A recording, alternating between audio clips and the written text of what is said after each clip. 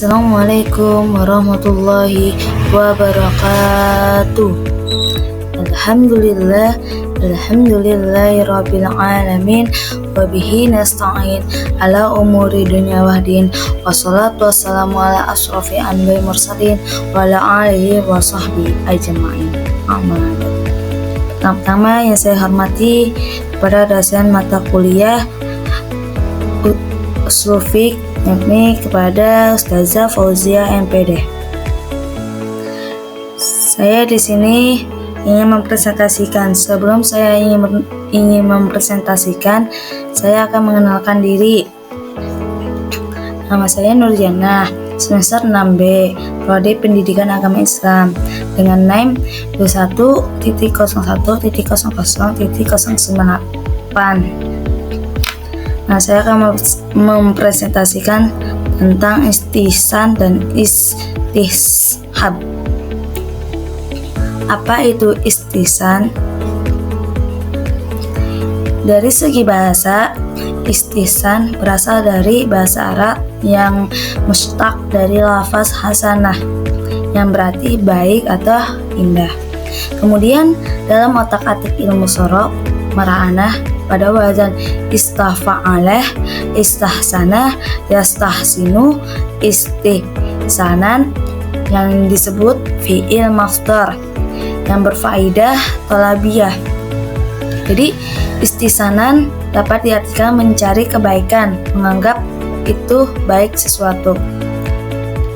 Sedangkan menurut istilah ulama ushul fiqh, istihsan adalah berpindahnya seseorang mujtahid dari tuntutan qiyas jail atau juga qiyas nyata kepada qiyas kafi, qiyas samar, atau dari hukum kuli, hukum umum, kepada hukum pengecualian karena ada dalil dan dimenangkan oleh perpindahannya ini yang disebut hukum ju'i. Ada beberapa pendapat tokoh ushul fiqh tentang pengertian istihsan. Di antaranya, menurut Imam Al-Bagdawi pada tahun 400 sampai 482 Hijriah sampai 1010 sampai 1079 Masehi, seorang Hanafiyah, istihsan adalah berpaling dari kehendakan qiyas kepada yang lebih kuat atau pengkhususan qiyas berdasarkan dalil yang lebih kuat serta lebih sesuai dengan kemaslahatan umat manusia. Yang kedua, menurut Imam Malik, beliau hasil nukilan dari Imam Syatibi pada wafat 790 Hijriah di kota Malikiyah. Istihsan adalah memberlakukan kemaslahatan juz'i ketika berhadapan dengan kaidah umum. Yang ketiga, Imam Ibnu Qudamah pada tahun 541 sampai 620 Hijriah sampai 1147 sampai 1223 Hijriah. Ahli usul Hanabilah berpaling dari hukum dalam suatu masalah disebabkan adanya dalil khusus yang menyebabkan pemalingan ini, baik dari ayat Al-Quran maupun dari sunnah dan Rasul. Adapun kehujahan istihsan. Istihsan sebenarnya semacam qiyas, yaitu memenangkan qiyas kafi atau jalil atau mengubah hukum yang telah ditetapkan pada suatu peristiwa atau kejadian yang telah ditetapkan berdasarkan ketentuan karena ada suatu kepentingan yang membolehkan. Alasan kehujahan itu ada 3 di dalam Al-Quran 2, di dalam hadis 1. Nah, di dalam surat Al-Baqarah ayat 185, A'udzubillahi minasyaitonirrajim. Bismillahirrahmanirrahim.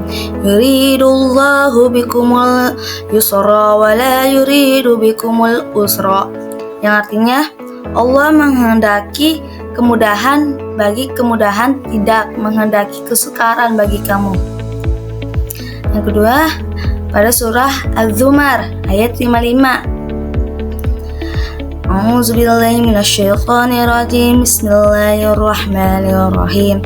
Wattabi'u ahsana ma unzila ilaikum mir rabbikum.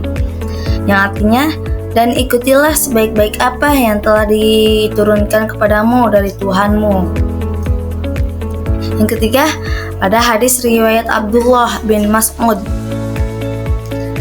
fama ra'ah muslimu na hasanan fahuwa indallahi hasanun. Yang artinya sesuatu yang dipandang baik oleh umat Islam, maka ia juga baik di hadapan Allah. Apa itu istishab? Nah, tadi kan istisan itu kan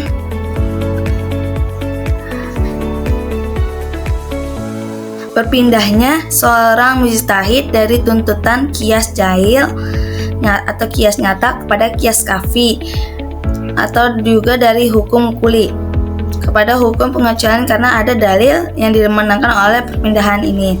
Nah, sedangkan istihab itu dari segi bahasa, istishab berasal dari kata suhbah yang berarti menemani atau menyertai, mengakui adanya hubungan perkawinan, cari sesuatu yang ada hubungannya. Sedangkan menurut istilah, istihab adalah menetapkan sesuatu menurut keadaan sebelumnya sehingga terdapat dalil yang menunjukkan perubahan keadaan, atau menjadikan hukum yang telah ditetapkan pada masa lampau secara kekal menurut keadaan hingga terdapat dalil yang menunjukkan atas perubahannya.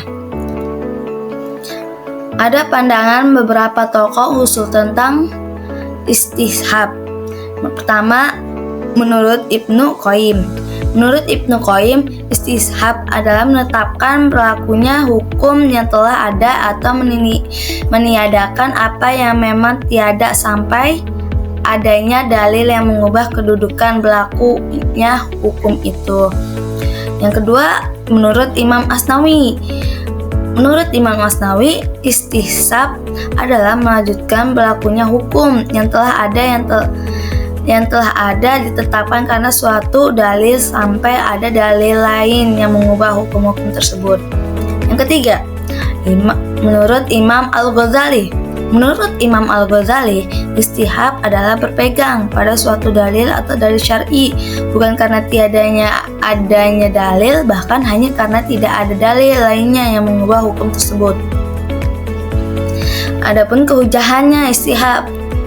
Nah, kehujahannya yaitu akhir dalil syar'ah yang dijadikan tempat kembali seorang mujtahid untuk mengetahui hukum suatu peristiwa yang dihadapkan kepadanya, karena para ulama usul telah berkata, sesungguhnya istihab adalah tempat terakhir beredar fatwa. Nah, istihab sebenarnya bukanlah suatu cara menetapkan hukum, tetapi pada hakikatnya ia ada yang pernah ditetapkan karena tidak ada yang mengubah atau yang mengecualikannya. Ada 3 pendapat ulama usul tentang kehujatan istihab. Yang pertama, mayoritas pengikut Malik, Syafi'i, Ahmad bin Hambal, dan sebagian Hanafi. Mereka berpendapat bahwa istihab dapat menjadi hujah dalam menetapkan hukum syar'ah sebelum ada dalil yang mengubahnya. Yang kedua, sebagian besar dari ulama mutaakhirin Hanafi berpendapat bahwa istihab dapat menjadi hujah dalam menetapkan hukum syar'ah, bukan untuk menetapkan hukum baru. Yang ketiga, segolongan ulama mutakalimin seperti Hasan al-Bashir dan yang sependapat dengannya berpendapat bahwa istihab secara mutlak tidak dapat dijadikan hujah dalam menetapkan hukum syar'ah karena hukum yang ditetapkan adalah hukum yang sama pada masa lampau yang menghendaki adanya dalil. Istihab menurut mereka bukan dalil.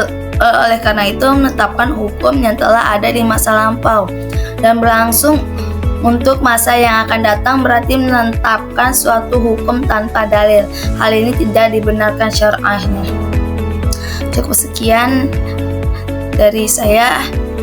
Mohon maaf bila ada kata-kata salah dari presentasi saya, karena yang benar itu datangnya dari Allah, yang salah dari diri sendiri. Unzur maqalah wala tanzur maqalah. Assalamualaikum warahmatullahi wabarakatuh.